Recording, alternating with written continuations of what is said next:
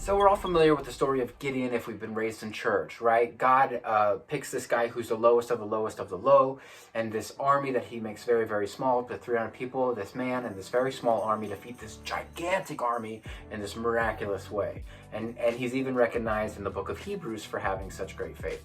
Well, what we miss is his downfall. And we can learn a lot from his downfall. Because we see that after this situation, Gideon wasn't doing such great things. He claimed that he didn't want to be king, but then we see that one of his sons is named, and the translation of his name is, "My father was king."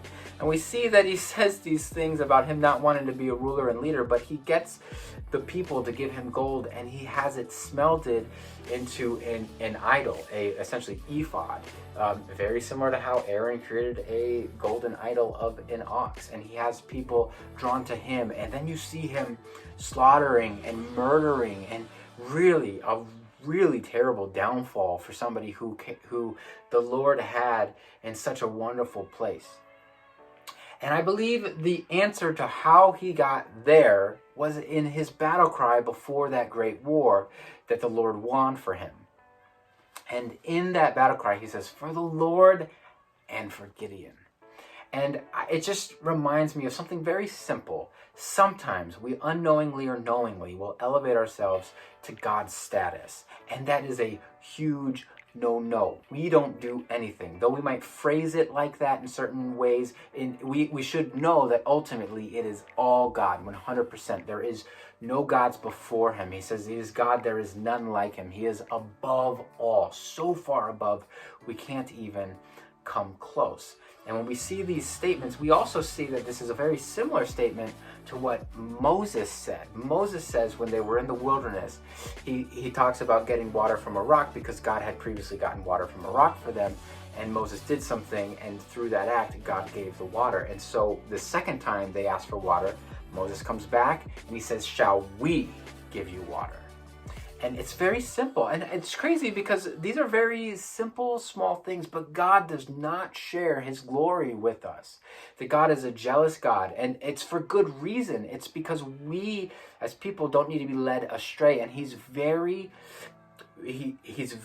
serious about having people love him well and have essentially the correct perspective, that when things get in the way, when there are things blocking coming to him, right? "Shall we give you water?" For the Lord and for Gideon, he gets very upset and very serious about that, and we often see ramifications. This is a very similar scenarios when Jesus was in the temple and he started flipping tables. Why? Because the money changers were there. What were the money changers were doing? The money changers were essentially creating extra rules and extra processes. Same with the Pharisees and all these guys, essentially making it more difficult for people to come to God. It wasn't just a repentant heart, but it was all these fees and rules and stuff. And that drove Jesus, in my opinion, to the point of being angry and flipping the tables and creating the whip. And so when you see stories about somebody as faith-filled and does such great things for God, and these very obvious statements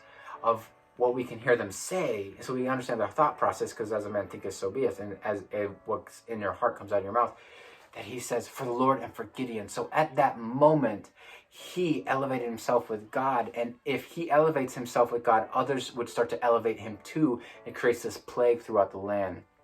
And so it reminds me that no matter what amazing thing God will do for you, or that God does through you, or that you're any bit a part of, you have to constantly and always humbly point to him and him alone. If you were not in the equation, God could do it. And in fact, it would probably be better and easier for God if he did it without you in the equation. But he chooses to include us for reasons I never know, but he chooses to use us as vessels for these things. So when these things happen, that we don't be like Gideon at the end of his life, and we start saying, "Oh, it's us and God," or we don't be like Moses, say it's us and God, or we don't be like the money changers and the Pharisees that elevate ourselves to the status of God, that we always stay humble and understand it is God alone. And it will always be, it has always been, it is right now, and there will never be another second where I'm anywhere close to elevated to the level of God. And I need to keep myself in check and constantly check myself and realize it's not me, it is only